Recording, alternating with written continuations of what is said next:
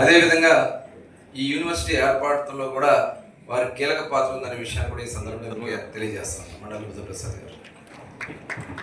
అలాగే పెద్దలు కొనకళ్ళ నారాయణరావు గారు, వారు కూడా అనేక పోరాటాలు వాళ్ళ తండ్రి గారి దగ్గర నుంచి చేసినటువంటి విషయాలు ఇవన్నీ కూడా ఒక స్ఫూర్తి కార్యక్రమం.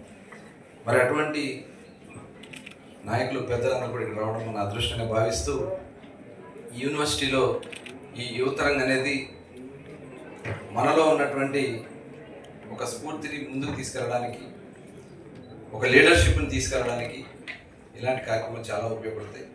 అందుకే ప్రతి సంవత్సరం నేను కూడా 2014 నుంచి యువకెరటం అనే ప్రోగ్రామ్ని మచిలీపట్నంలో స్టార్ట్ చేసి ప్రతి సంవత్సరం అన్ని స్కూల్స్ ఒకరోజు, అన్ని కాలేజెస్ ఒకరోజు, వాళ్ళకి కల్చరల్ కొన్ని కాంపిటీషన్స్ ఇవన్నీ కూడా ఏర్పాటు చేస్తే మరి లాస్ట్ ఇయర్ దగ్గర దగ్గర 40,000 మంది మచిలీపట్నంలో ఉన్నటువంటి స్కూల్స్ కాలేజెస్ పిల్లలు వచ్చి అక్కడ అటెండ్ అవ్వడం, వాళ్ళు ఒక మంచి లీడర్స్